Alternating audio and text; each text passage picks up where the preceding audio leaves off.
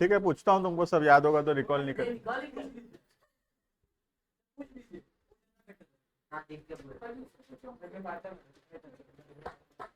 देखो स्टार्ट करेंगे, बातचीत बंद।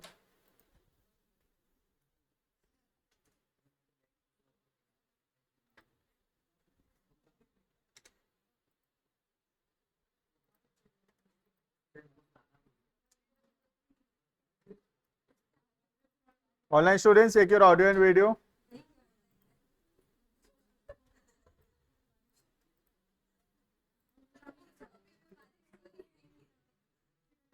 चेष्टा, इशिका, कृष्णा, ऋषभ, श्रद्धा, चेक। देखना, हम लोग पिछले क्लास के अंदर पढ़ रहे थे types of companies. Types of companies के अंदर हम दो टाइप ऑफ कंपनी पढ़े थे।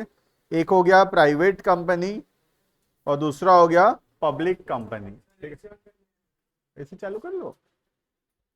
एक हो गया प्राइवेट कंपनी और दूसरा हो गया पब्लिक कंपनी। ठीक है, जो प्राइवेट कंपनी था, तो फैन स्लो करो तो इसको, अनिज, हाँ स्लो करो तो बस। जो प्राइवेट कंपनी था, बातचीत बंद, है ना। जो प्राइवेट कंपनी था उसके अंदर क्या होता है, 3 रेस्ट्रिक्शन होता था। जिस कंपनी में 3 तो रेस्ट्रिक्शन होता है, वैसे कंपनी को बोलते हैं प्राइवेट कंपनी। क्या क्या रेस्ट्रिक्शन होता था? पहला, restrict the right to transfer its shares. पहला रेस्ट्रिक्शन था कि प्राइवेट कंपनी में हम अपने मर्जी से अपना शेयर्स को सेल नहीं कर सकते, हम बेच नहीं सकते अपना शेयर को। आज मेरे पास सोच लो किसी कंपनी का शेयर है, प्राइवेट कंपनी का शेयर है, मैं अगर उसको बेचना चाहूं तो मैं उसको बेच नहीं सकता, सेल नहीं कर सकता। ठीक है, तो पहला रेस्ट्रिक्शन है restriction on the right to transfer its shares. Clear है पहला। दूसरा रेस्ट्रिक्शन था मैक्सिमम मेंबर्स का रेस्ट्रिक्शन।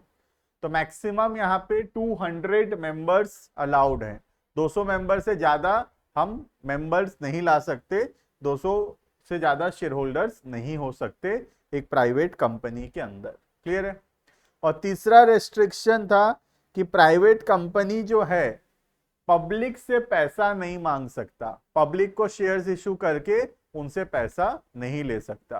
प्रोहिबिशन ऑन, प्रोहिबिट मतलब रोकना, invitation to the public to subscribe for any securities. तो हम लोग प्राइवेट कंपनी को रोका जाता है, प्रोहिबिट किया जाता है कि वो पब्लिक से पैसा मांगे। राइट, क्लियर है ये। तो जिन कंपनियों में ये 3 रेस्ट्रिक्शंस होगा, ऐसे कंपनी को बोलेंगे हम लोग प्राइवेट कंपनी। क्लियर है, व्हाट इज प्राइवेट कंपनी। ये तीनों में से एक ठो भी रेस्ट्रिक्शन अगर नहीं है तो फिर उसको बोलेंगे हम लोग पब्लिक कंपनी। पब्लिक में होने के लिए तीनों का रेस्ट्रिक्शन हटना जरूरी नहीं है, कोई भी एक चीज भी अगर हट गया तो वो पब्लिक है। इसका मतलब अगर फ्रीली शेयर बेच सकते हैं तो वो पब्लिक है। मेंबर 200 से ऊपर है मतलब पब्लिक है।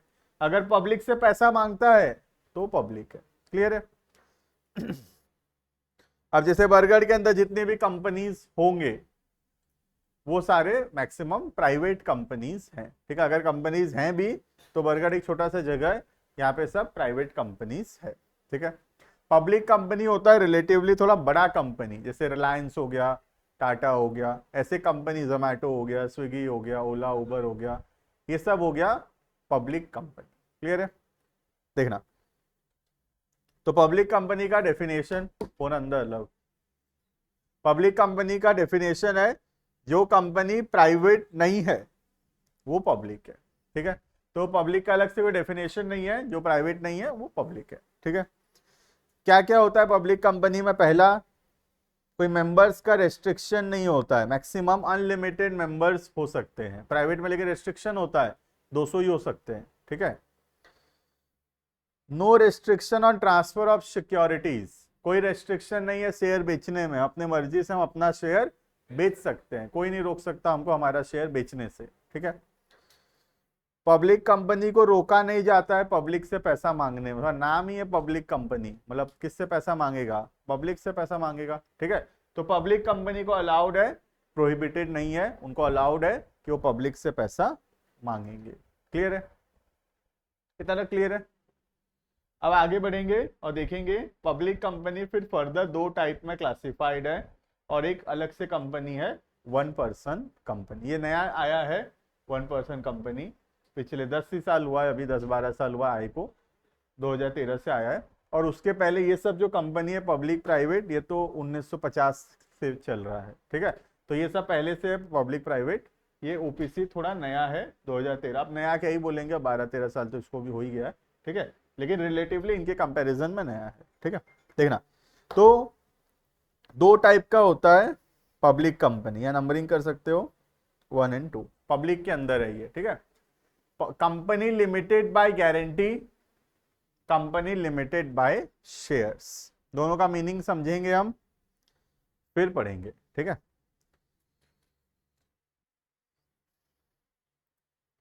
देखना, we will see company limited by shares. पहले हम समझते हैं company limited by shares. Limited का मतलब है यहां पे लिमिटेड लाइबिलिटी, ठीक है। लिमिटेड लाइबिलिटी होता है कंपनी में, मतलब जितना पैसा लगाए हो उतना के लिए ही लायबल हो, उससे ज्यादा पैसा हम देने के लिए जिम्मेदार नहीं है। कंपनी चाहे डूब क्यों ना जाए, हम अपना पर्सनल संपत्ति बेच के, पर्सनल प्रॉपर्टी बेच के कंपनी का लोन नहीं चुकाएंगे, ठीक है। तो आज सोच लो कि मैं रिलायंस में एक तो 10 रुपए का शेयर्स खरीदा हूं, 10 रुपए का शेयर है रिलायंस का, मैं 10 रुपए का शेयर खरीदा हूं रिलायंस का, ठीक है। और मैं उतना उसमें से कितना पे कर दिया हूं, 8 रुपया पे कर दिया हूं, और 2 रुपया मैं फ्यूचर में पे करूंगा, ऐसा होता है, ठीक है। तो हम कंपनी का शेयर्स खरीदे 10 रुपया का, जिसमें से 8 रुपया अपने दे दिए हैं और 2 रुपया अपने फ्यूचर में दे देंगे, ठीक है। तो मेरा जो लाइबिलिटी है वो मैक्सिमम कितना है, वो है और कितना देना है, लाइबिलिटी मतलब और कितना देना पड़ेगा। तो मैक्सिमम मुझे और कितना देना पड़ सकता है, 2 रुपए, that is the unpaid amount, जो पैसा मैं नहीं दिया हूं अभी तक, मैक्सिमम उतना रुपया मुझे देना पड़ सकता है। 8 रुपए क्या है, पेड अमाउंट, और ये कौन सा अमाउंट है, नॉट पेड अमाउंट, ठीक है। तो कंपनी चाहे रिलायंस को चाहे करोड़ों का नुकसान क्यों ना हो जाए, रिलायंस डूबने की स्थिति में क्यों ना आ जाए, रिलायंस मेरे से कितना पैसा मांग सकता है, मैक्सिमम 2 रुपया, उससे ज्यादा पैसा मैं रिलायंस को नहीं दूंगा। मेरे पास बहुत पैसा है, प्रॉपर्टी है, लेकिन रिलायंस डूबे, लेकिन फिर भी मैं रिलायंस को पैसा नहीं दूंगा, क्योंकि मेरा लाइबिलिटी लिमिटेड है to the amount of shares that I bought, जो शेयर्स में खरीदा हूं उसका जो पैसा बनता है, मेरा लाइबिलिटी उतना ही है, ठीक है। ऐसे कंपनी को बोलते हैं कंपनी लिमिटेड बाय शेयर्स, ठीक है। तो what is company limited by shares, वो कंपनी जिसमें मेंबर्स का लाइबिलिटी लिमिटेड है टू द अमाउंट अनपेड, जो पैसा नहीं दिए हैं अभी तक, मैक्सिमम उनका लाइबिलिटी उतना ही है, उससे ज्यादा पैसा और वो लोग नहीं देंगे। क्लियर है what is company limited by shares, read करेंगे फिर पढ़ेंगे गारंटी वाला, ठीक है। देखना, पहले सेकंड पॉइंट पढ़ रहे हैं।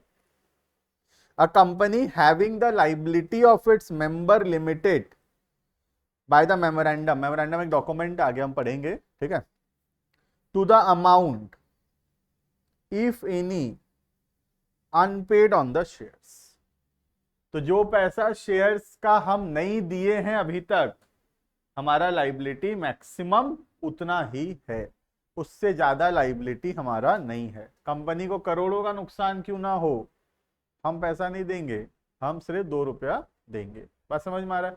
इसलिए तो मैं बताया था कि किंगफिशर चाहे डूब गया हो, लेकिन इसका मतलब ये थोड़ी कि विजय माल्या के पास पैसा नहीं है, विजय माल्या के पास पैसा है, किंगफिशर इंसॉल्वेंट हुआ है, विजय माल्या थोड़ी इंसॉल्वेंट हुआ है। बात समझ में आ रहा है ना, अलग अलग चीज है ये। किंगफिशर कंपनी है, विजय माल्या उसका ओनर है, शेयर होल्डर है। किंगफिशर को करोड़ों का नुकसान क्यों ना हो जाए, विजय माल्या तो उतना ही पैसा देगा किंगफिशर में जितना रुपया का शेयर उसके पास होगा, बाकी पैसा नहीं देगा। और वो किंगफिशर चाहे पैसा डूब जाए, किंगफिशर चाहे लोगों का पैसा ना चुका सके, बैंक लोन का पैसा चाहे किंगफिशर ना चुका सके, विजय माल्या के पास करोड़ों है अभी भी, लेकिन विजय माल्या पैसा नहीं देगा किंगफिशर का पैसा चुकाने के लिए। बात समझ में आ रहा है, क्योंकि लिमिटेड है ना लाइबिलिटी। क्लियर है ये, जो शेयर होल्डर्स है, जो जो कंपनी का शेयर होल्डर्स है, लोगों के पास अगर वो कंपनी डूब गया और वो लाइबिलिटी नहीं दे पाए तो कंपनी बेच बेच देगा अपना कंपनी को, उसके लाइबिलिटी को चुका देगा, उसके तो शेयर होल्डर्स जो रहेंगे उनको पैसे देगा। अगर कंपनी उतना में बिकता है कि लाइबिलिटी चुकाने के बाद पैसा बचता है कुछ, तो वो शेयर होल्डर को मिलेगा थोड़ा बहुत, वरना नहीं मिलेगा। ठीक। हाँ, मतलब हमारा जैसे हम पैसा लगाएं शेयर्स में, तो हो सकता है जीरो भी हो जाए, मतलब पूरा पैसा। जी, जो हम तो जैसे 10,000 लगाए हैं तो 10,000 डूब सकता है, उससे ज़्यादा तो नहीं डूब सकता। बाकी पैसा तो हम नहीं देंगे ना, लिमिटेड लाइबिलिटी है। ठीक है, क्लियर है ये? तो ये हो गया कंपनी लिमिटेड बाय शेयर्स। इसमें क्या होता है, शेयर होल्डर का लाइबिलिटी लिमिटेड होता है to the amount unpaid on the shares. Clear? एक और टाइप का कंपनी होता है जिसको बोलते हैं कंपनी लिमिटेड बाय गारंटी। देखना, लिमिटेड बाय गारंटी क्या होता है, देखना थोड़ा रेयर है ये। शेयर्स वाली कंपनी में क्या होता है, कंपनी को पैसा चाहिए बिजनेस करने के लिए, तो कंपनी क्या किया, शेयर इशू किया, मार्केट से शेयर बेचा, पैसा आया, पैसा से व्यापार करेगा। ये हुआ कंपनी लिमिटेड बाय शेयर्स। जो लोग कंपनी लिमिटेड बाय गारंटी बनाते हैं उनको पैसा नहीं चाहिए, उनके पास है सफिशिएंट मनी है उनके पास अपना बिजनेस को चलाने के लिए। They don't need money from the public, public से उनको पैसा नहीं चाहिए। पब्लिक कंपनी बनाए हैं, बड़ा कंपनी बनाए हैं, लेकिन पैसा नहीं चाहिए, पैसा अपने पास है सफिशिएंट बिजनेस को करने के लिए, बिजनेस को चलाने के लिए। ठीक है, तो ऐसे कंपनी जो है वो शेयर्स इशू ही नहीं करता, तो ऐसा जरूरी नहीं है कंपनी में शेयर होगा, शेयर नहीं भी हो सकता है कंपनी में। ठीक है, तो ऐसा कंपनी के मेंबर कैसे बनते हैं फिर, ऐसे कंपनी के ओनर कैसे बनेंगे फिर? शेयर तो है ही नहीं कंपनी में, तो शेयर खरीदोगे तो मेंबर बनोगे, यहाँ तो शेयर ही नहीं है, तो कैसे बनोगे मेंबर? यहाँ मेंबर बनने के लिए तुमको गारंटी देना पड़ेगा कि तुम इतना रुपया भरोगे अगर कंपनी बंद हो गया तो। ठीक है, आज पैसा नहीं चाहिए तुमसे, आज तुमसे सिर्फ एक गारंटी चाहिए कि जिस दिन कंपनी बंद अगर हुआ और अगर कंपनी को पैसा चुकाने में असुविधा हुआ तो तुम कितना पैसा घर से लाके कंपनी में दोगे, इस बात का गारंटी तुमको देना पड़ेगा। तो मैं गारंटी दिया कि मैं 50 लाख रुपया दूंगा घर से लाके अगर कंपनी बंद हो रहा होगा तो, कंपनी का लोन को चुकाने के लिए। तो मैं क्या किया, आज 50 लाख नहीं दिया, मैं आज खाली गारंटी दिया कि 50 लाख दूंगा जिस दिन कंपनी को जरूरत पड़ेगा। ऐसे कंपनी को क्या बोलते हैं, कंपनी लिमिटेड बाय गारंटी। इसमें शेयर्स नहीं होता, इसमें लाइबिलिटी कितना होता है, जितना का गारंटी दिए हो उतना। मैं 50 लाख का गारंटी दिया हूं तो मेरा लाइबिलिटी 50 लाख, कोई 10 लाख का गारंटी दिया तो उसका लाइबिलिटी 10 लाख, कोई 1 करोड़ का गारंटी दिया उसका लाइबिलिटी 1 करोड़। ठीक है, जो जितना का गारंटी दिया है उसका लाइबिलिटी उतना होगा। क्लियर है ये? श्रेयस, हम मेंबर बने तो प्रॉफिट में हिस्सा मिलेगा। ठीक है, तो श्रेयस पूछ रहा है सर 50 लाख का गारंटी देने के बदले हमको क्या मिलेगा, हम मेंबर बन रहे हैं वहां के, और जब हम मेंबर बनेंगे तो इस कंपनी के प्रॉफिट में हमको भी हिस्सा मिलेगा। ठीक है, 50 लाख लगाओगे, गारंटी 50 लाख का दोगे तो ज्यादा प्रॉफिट में हिस्सा पाओगे, गारंटी 10 लाख का दोगे तो कम हिस्सा देगा कंपनी। 1 करोड़ गारंटी दो, कंपनी में होना चाहिए उतना का प्रॉफिट, अगर कमाएगा कंपनी तो देगा।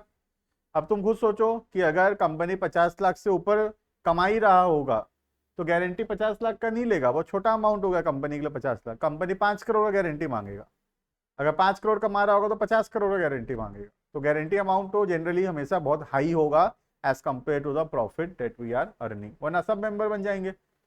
तुम सोचो कंपनी बोला 50 लाख का गारंटी देना, कंपनी बंद होने से 50 लाख देना पड़ेगा, और कंपनी तुमको साल का 60 लाख दे रहा है कमा कमा के, ये तो नहीं होगा ना कभी। कंपनी कम दे रहा होगा ना, तभी तो ज्यादा का गारंटी मांगेगा तुमसे। ठीक है, क्लियर है ये?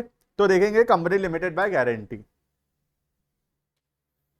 Company limited by guarantee means a company having the liability of its member limited to such amount as the member may undertake to contribute. कितना का लाइबिलिटी है, जितना मेंबर बोला है दूंगा बोल के। कब दूंगा? इन द इवेंट ऑफ उंडअप, उंडप मतलब जब कंपनी बंद हो रहा होगा, उससे पहले नहीं। जब कंपनी बंद हो रहा होगा तभी। कंपनी चल रहा है, तुम 50 लाख मेरे से नहीं मांग सकते।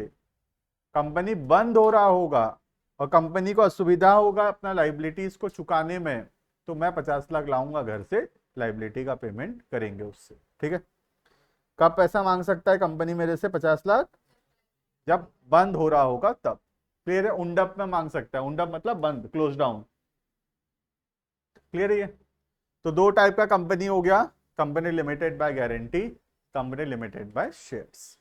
कंपनी लिमिटेड बाय शेयर्स क्या करता है? पब्लिक को शेयर इशू करता है, उनसे पैसा लाता है, उस पैसा से बिजनेस करता है, उस पैसे में से जो कमाता है सबको थोड़ा थोड़ा हिस्सा देता है। ठीक है, ये हुआ limited by shares. Limited by guarantee क्या हुआ? ये पैसा नहीं मांगता किसी से, ये अपने पास सफिशिएंट है पैसा करने के लिए बिजनेस, हम पैसा नहीं मांग रहे। हमको खाली डर है कि बहुत नुकसान हो गया तो कहां से भरेंगे, तो हम लोगों को जोड़ रहे हैं अपने साथ और उनको बोल रहे हैं कि गारंटी लो, बंद होगा तो तुम भी पैसा भरोगे। बस वो लोग गारंटी लेते हैं, प्रॉफिट एंजॉय करते रहते हैं, लेकिन जिस दिन बंद होता है कंपनी अगर, तो उनको उनका गारंटी का अमाउंट जो लोग बोले थे वो भरना पड़ेगा। क्लियर है ये? तो ये कंपनी वो लोग बनाते हैं जिनको कंपनी शुरू करने के लिए पैसे का जरूरत नहीं है, सफिशिएंट पैसा है अपने पास बिजनेस करने के लिए, we don't need money of the public. ठीक है, यहाँ पे हमको पब्लिक से पैसा चाहिए, तब हम बनाते हैं लिमिटेड बाय शेयर्स। क्लियर है ये? This is all about public limited company. ठीक है, यहाँ पे एक दो चीज एक्स्ट्रा मैं बता रहा हूँ जो यहाँ लिखा भी नहीं है। ठीक है, प्राइवेट कंपनी जो है उसका नाम मैं बताया था, हमेशा एंड होता है with the word private limited. ठीक है, और जो पब्लिक कंपनी होता है उसका नाम हमेशा एंड होता है विद द वर्ड लिमिटेड। जैसे रिलायंस कंपनी का नाम है रिलायंस लिमिटेड। ठीक है, अगर प्राइवेट कंपनी होता तो नाम होता रिलायंस प्राइवेट लिमिटेड। ठीक है, तो नाम से पता चल जाएगा कि कंपनी प्राइवेट है कि पब्लिक है। आज मैं कंपनी बनाऊं तो नाम होगा प्राइवेट लिमिटेड। जैसे जोमैटो है, जोमैटो लिमिटेड है। ठीक है, जोमैटो का नाम बदल गया है, if you know you can tell. नहीं पता? जोमैटो का कंपनी का नाम बदल गया है। जोमैटो अभी उसका वो है, वो जो उसका ट्रेड नेम है इटर्नल, एटर्नल लिमिटेड, वही बता रहा था। तो एटर्नल लिमिटेड है उसका नाम, गूगल से देखा है वो भी, चिंता मत करो, है ना।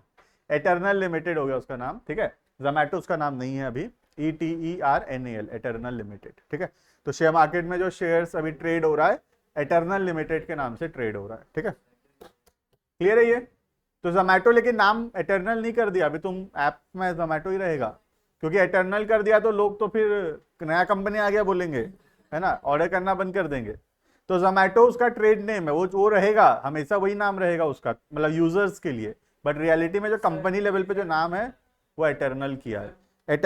जोमैटो जो है सिर्फ जोमैटो नाम जो था, अभी जोमैटो में और दो चीज ऐड हुआ है अगर तुमको पता हो तो। एक हो गया उसका ब्लिंकिट, सुने हो ब्लिंकिट, और एक हो गया हाइपर प्योर। ठीक है, तो तीन कंपनी चल रहा है अभी। एक हो गया जोमैटो के नाम से जो अपने ऑर्डर करते हैं, दूसरा हो गया ब्लिंकिट के नाम से, जैसे बड़े शहरों में जल्दी 10 मिनट में, जैसे जेप्टो हो गया वैसे। ठीक है, और तीसरा हो गया हाइपर प्योर। हाइपर प्योर है जो रेस्टोरेंट लोगों को, अब जैसे रेस्टोरेंट से तो ऑर्डर कस्टमर तक पहुंचाता है, वो जोमैटो हो गया। हाइपर प्योर क्या करता है, कस्टमर, ये जो रेस्टोरेंट को जो राशन चाहिए, रेस्टोरेंट को जो वेजिटेबल्स चाहिए, जो फ्रेश पनीर चाहिए, मिल्क चाहिए, ये सब रेस्टोरेंट को सप्लाई करता है, ये कंपनी है हाइपर प्योर। ठीक है, तो जोमैटो खाली नाम रहने से ये ब्लिंकिट, हाइपर प्योर ये सब ऐड नहीं हो पा रहा था। इसलिए कंपनी का नाम है एटर्नल।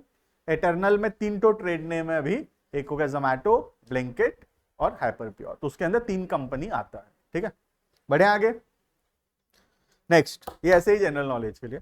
नेक्स्ट, तीसरा टाइप्स ऑफ कंपनीज में तीसरा नाम है वन पर्सन कंपनी। नहीं, गारंटी विड्रॉ नहीं कर सकते shares, once guarantee given it will continue, वरना गारंटी विड्रॉ करने से क्या प्रॉब्लम होगा। देखो, आज तुम गारंटी दिए, मेरे साथ पार्टनर, मेरे साथ मेंबर बने, 10 साल मजा करोगे, प्रॉफिट लोगे, 10 साल बाद बोलोगे हम चले, ये नहीं होगा। Once guarantee given it will continue. हम उसको विड्रॉ नहीं कर सकते, ठीक है, क्योंकि बिना पैसा लिए तुमको मेंबर बनाए थे, बिना पैसा लिए तुमको प्रॉफिट में हिस्सा दिए 10 साल, तो अब तुम उसको विड्रॉ नहीं कर सकते, right.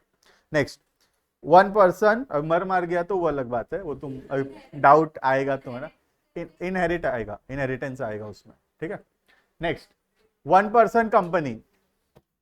What is 1 person company? It is a new type of company started in the year, बातचीत मत करो, 2013, ठीक है। पहले कंपनीज एक्ट चलता था पुराना, जिसका नाम था कंपनीज एक्ट 1956 का, ठीक है। फिर 2013 के अंदर एक नया कंपनीज एक्ट आया, नाम है उसका कंपनीज एक्ट 2013, ठीक है, जो अलाउ करता है एक स्पेशल टाइप ऑफ कंपनी जिसको बोलते हैं 1 पर्सन कंपनी। तो 1 पर्सन कंपनी एक टाइप का प्राइवेट कंपनी ही है, लेकिन एक स्पेशल टाइप का प्राइवेट कंपनी है, ठीक है। रीजन क्या है 1 पर्सन कंपनी लाने का? सोल प्रोप्राइटरशिप से दुनिया चल ही रहा था, है ना, सोल प्रोप्राइटरशिप से तो चल ही रहा था, why there is a need of a 1 person company, पहले ये समझते हैं, ठीक है। सोल प्रोप्राइटरशिप तो है ही, उसको तो कर ही सकते थे, अकेला हूं तो क्या हो गया, सोल प्रोप्राइटरशिप तो कर ही सकता था। सोल प्रोप्राइटरशिप में क्या प्रॉब्लम था? 2 प्रॉब्लम। एक था नो सेपरेट लीगल एंटिटी, मतलब बिजनेस और बिजनेसमैन अलग अलग नहीं है वहां पे, कुछ भी प्रॉब्लम होगा तो बिजनेसमैन के ऊपर आएगा सारा बात, ठीक है, पहला। दूसरा, यहाँ पे लाइबिलिटी जो था अनलिमिटेड था। तो सोल प्रोप्राइटरशिप बिजनेस अगर मैं शुरू करता हूं और बिजनेस में नुकसान होता है तो घर संपत्ति प्रॉपर्टी बेच के बिजनेस का नुकसान चुकाना पड़ता है। तो लोग बिजनेस करने से डर रहे थे, क्योंकि डर था नुकसान हो गया तो पर्सनल संपत्ति बिक जाएगा, प्रॉपर्टी बिक जाएगा, ठीक है। तो यहाँ पे इंडिया में थोड़ा एंटरप्रेन्योरशिप थोड़ा बूस्ट हुआ, है ना, एंटरप्रेन्योरशिप नाम का सब्जेक्ट भी आया, तो कौन जानता था व्हाट इज एंटरप्रेन्योरशिप, सब्जेक्ट ही नहीं था ये सब, ठीक है। तो यहीं से आया है वो, बेसिकली 10-12 ईयर्स का हिस्ट्री है सबका। तो इंडिया में थोड़ा बिजनेस करें लोग, इस बात को प्रमोट करने के लिए 1 पर्सन कंपनी अलाउ किया गया, ठीक है। तो प्राइवेट कंपनी भी तो बना सकते थे, क्या प्रॉब्लम था फिर? सोल प्रोप्राइटरशिप नहीं बनाना, ठीक है, लेकिन यहाँ पे मिनिमम 2 लोग चाहिए, और प्राइवेट कंपनी को बनाने के लिए बहुत सारा फॉर्मेलिटीज है, बहुत सारा रूल्स रेगुलेशंस है, वो सबको बहुत कंप्लाई करना पड़ता है, बहुत सारा पैसा खर्चा होता है कंपनी बनाने में। तो जो नया नया बिजनेस कर रहा है वो थोड़ा प्राइवेट कंपनी बनाना नहीं चाहता, क्योंकि बहुत खर्चा होगा और बहुत लीगल लेंदी प्रोसेस है बनाने का, ठीक है। तो बीच का एक रास्ता निकाला गया, सोल प्रोप्राइटरशिप और प्राइवेट कंपनी के बीच का एक रास्ता निकाला गया, जहां फायदा तो कंपनी वाला मिलेगा, जैसे लिमिटेड लाइबिलिटी दे देंगे, सेपरेट लीगल एंटिटी दे देंगे, लेकिन ईज जो होगा वो सोल प्रोप्राइटरशिप जैसा होगा, बनाना बहुत आसान होगा, लीगल फॉर्मेलिटीज ज्यादा नहीं होगा, पैसा कम खर्चा होगा, जल्दी बन जाएगा। तो ये बीच का एक रास्ता निकाला गया। सोल प्रोप्राइटरशिप में प्रॉब्लम है, जल्दी बन जाता है लेकिन सेपरेट लीगल एंटिटी नहीं मिल पाता, अनलिमिटेड लाइबिलिटी होता है, ठीक है। प्राइवेट कंपनी में क्या प्रॉब्लम है? लिमिटेड लाइबिलिटी मिलता है, सेपरेट लीगल एंटिटी मिलता है, लेकिन बनाना बहुत एक्सपेंसिव है, लेंदी है। तो दोनों में अपना अपना डिमेरिट्स है। एक बीच का रास्ता निकाला गया 1 पर्सन कंपनी, जहां पे बेनिफिट सोल प्रोप्राइटरशिप का भी है और बेनिफिट्स प्राइवेट कंपनी का भी है। सोल प्रोप्राइटरशिप का क्या बेनिफिट है? इजी फॉर्मेशन है, सस्ता है, लेंदी प्रोसेस नहीं है। फायदा प्राइवेट कंपनी जैसा है, सेपरेट लीगल एंटिटी दे देंगे, लिमिटेड लाइबिलिटी दे देंगे, क्लियर है। तो 1 पर्सन कंपनी इसीलिए इंट्रोड्यूस किया गया, जहां पे एक अकेला पर्सन अगर कोई नया बिजनेस शुरू कर रहा है, कोई इनोवेशन कर रहा है, कोई एंटरप्रेन्योरशिप कर रहा है, तो वो एक नया टाइप ऑफ कंपनी बना सकता है अकेले, 2 लोगों का भी जरूरत नहीं है, यहाँ एक ही पर्सन सफिशियंट है कंपनी बनाने के लिए। ऐसे कंपनी को बोलेंगे 1 person company. As the name also suggest 1 person, तो नाम से पता चल रहा है यहाँ सिर्फ एक ठो मेंबर है, एक ठो शेयर होल्डर है, सारा शेयर उसी के नाम पे है, कोई और नहीं है वहां पे, ठीक है, क्लियर है ये? देना पढ़ेंगे। The 2013 act introduces a new type of entity to the existing list. Apart from forming a public or a private limited company, the 2013 Act enables the formation of a new entity, that is a one person company. तो जो नया act है वो एक special type of company बनाना allow करता है, वो कंपनी है one person company. An OPC means a company with only one person as its member. ठीक है, तो बहुत लोग तुमसे क्वेश्चन पूछ सकते हैं, तो सोल प्रोप्राइटरशिप और ओपीसी में क्या फर्क है ना। सोल प्रोप्राइटरशिप में सेपरेट लीगल एंटिटी नहीं है, अनलिमिटेड लाइबिलिटी है, ठीक है। और यहाँ पे क्योंकि ये कंपनी है, तो यहाँ पे कंपनी के फीचर्स हैं, जैसे कि सेपरेट लीगल एंटिटी मिल जाएगा, लिमिटेड लाइबिलिटी मिल जाएगा। ठीक है, क्लियर है। प्लस बनाना बहुत आसान है, प्राइवेट कंपनी जितना प्रॉब्लम नहीं है, खर्चा नहीं है, लेंदी प्रोसेस नहीं है, बहुत इजी है फॉर्मेशन। ठीक है, क्या क्या रिक्वायरमेंट है ओपीसी बनाने के लिए। पहला, only a natural person who is an Indian citizen and a resident in India shall be eligible to incorporate OPC। incorporate मतलब स्टार्ट करना, बनाना। तो सिर्फ एक इंडियन सिटीजन को ही अलाउड है जो कि इंडिया में रहता है।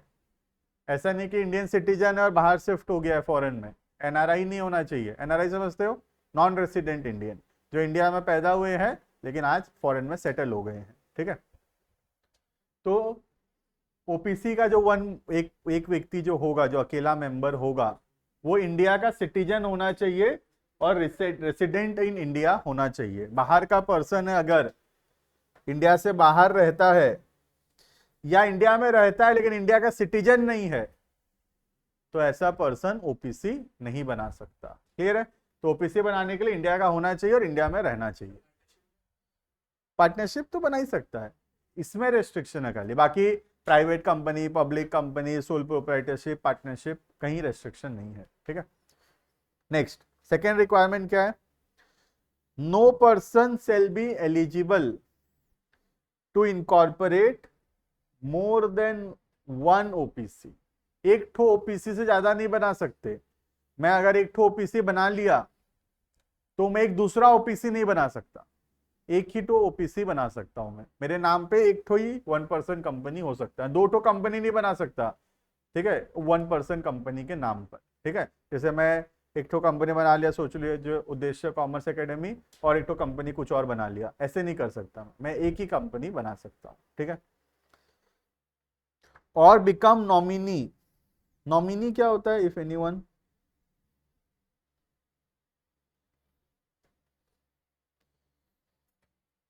What is nominee? If you know, you can tell.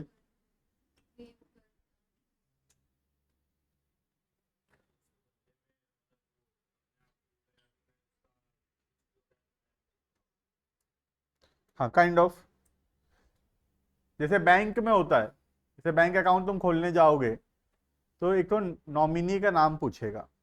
Nominee का नाम होता है, हाँ श्रेयस करेक्ट है। नॉमिनी का मतलब होता है कि अगर उस पर्सन का डेथ हो जाता है तो उसके बदले उसका प्रॉपर्टी, उसका कंपनी किसको मिलेगा, बेसिकली जो उसका लीगल रिप्रेजेंटेटिव बोलते हैं उसको बोलते हैं नॉमिनी।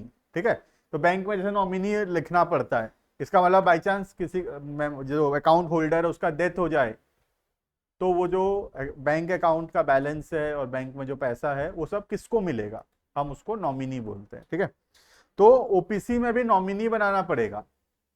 सोच लो मेरे अकेले का नाम पे ओपीसी है, अगर मुझे कुछ हो जाए तो फिर वो ओपीसी का क्या होगा, फिर और तो कोई है ही नहीं वहां पे। तो इसीलिए मुझे एक नॉमिनी अपॉइंट करना पड़ेगा, जहां पे मैं लिखूंगा कि मेरे को कुछ हो जाता है तो फिर ये दूसरा पर्सन जो है इसको ये सब कुछ संभालेगा। क्लियर है ये। Next, OPC to compulsory convert itself into public और प्राइवेट कंपनी। आज तो ओपीसी बना लिए हो, लेकिन फ्यूचर में कंपल्सरी है कि हम इसको कन्वर्ट करके या तो पब्लिक या प्राइवेट बनाएंगे। जिंदगी भर ओपीसी में नहीं रह सकते हम, ओपीसी थोड़ा दिन के लिए अलाउ किया गया है। फ्यूचर में जाके ओपीसी को तुमको कन्वर्ट करना पड़ेगा, किसमें, या तो पब्लिक में या तो प्राइवेट में। कब कन्वर्ट करना पड़ेगा लिखा हुआ है देखो, where the paid up capital, अगर तुम्हारा कैपिटल जो है कितना हो गया है 50 लाख से ज्यादा, इसका मतलब गवर्नमेंट बोलता है 50-50 लाख का कैपिटल है, तुम छोटा कंपनी थोड़ी हो, तुम तो बड़े कंपनी हो गए हो, अब ओपीसी में नहीं रह सकते, तुम अपने आप को कन्वर्ट करो, एक और किसी को लाओ, बनाओ, प्राइवेट बनाओ, पब्लिक बनाओ, ओपीसी में कंटिन्यू नहीं कर सकते। ठीक है, ओपीसी क्यों अलाउ किया गया है? नए नए बिजनेसेस के लिए, जो नया बिजनेस खोल रहा है, डर रहा है बिजनेस खोलने में, उसके लिए है। तुम बिजनेस सेटल कर लियो, कैपिटल 50 लाख रुपया से ज्यादा हो गया है, तो फिर तुमको ओपीसी में कंटिन्यू नहीं करने दिया जाएगा, you have to convert it into a public और अ प्राइवेट कंपनी। ठीक है, या फिर तुम्हारा एनुअल टर्नओवर, ईयरली जो सेल्स है वो कितना से ज्यादा हो गया है? 2 करोड़। सालाना सेल तुम्हारा 2 करोड़ रुपया हो चुका है, तो गवर्नमेंट मानता है अब ये छोटा कंपनी नहीं है, ये कंपनी तो चल गया है, अब इसको प्राइवेट या पब्लिक बना लो। फिर तो ओपीसी बेसिकली लाइफ टाइम के लिए हम कंटिन्यू नहीं कर सकते। ओपीसी हमको अलाउ किया गया है सिर्फ कुछ समय के लिए, है ना। वंस हम सेटल हो जाते हैं तो हमको कन्वर्ट करना पड़ेगा इसको इनटू प्राइवेट और अ पब्लिक। ठीक है, अब सेटल हो जाते हैं का मतलब क्या है? अगर हमारा कैपिटल 50 लाख रुपया या उससे ज्यादा हो जाता है, या फिर और लिखा है, ध्यान देना, दोनों जरूरी नहीं है, एक ठो होने से हो जाएगा। ठीक है, या तो कैपिटल 50 लाख से ऊपर हो गया तो चल जाएगा, कन्वर्ट कर लो अपने आप को प्राइवेट में या पब्लिक में, या फिर तुम्हारा टर्नओवर अगर 2 करोड़ से ज्यादा हो गया है तो भी तुमको कन्वर्ट करना पड़ेगा। क्लियर है ये? तो this is all about types of companies. ठीक है, तो टाइप्स ऑफ कंपनीज बहुत इंपॉर्टेंट टॉपिक है, सबसे इंपॉर्टेंट टॉपिक है कंपनीज में टाइप्स ऑफ कंपनीज। ठीक है, डिफरेंस बिटवीन कंपनी, कोऑपरेटिव, ये सब सेल्फ रीडिंग का, ये सब थोड़ा बहुत मैं डिफरेंस बिटवीन जो एक साथ भेज दूंगा सारा, you have to write it, और कुछ डाउट होगा तो विल सी। ठीक है, कितना पढ़ते हैं? न्यू टॉपिक हम लोग नेक्स्ट क्लास में शुरू कर लेंगे। ठीक है, कम पढ़े देखो आज। Online students can leave.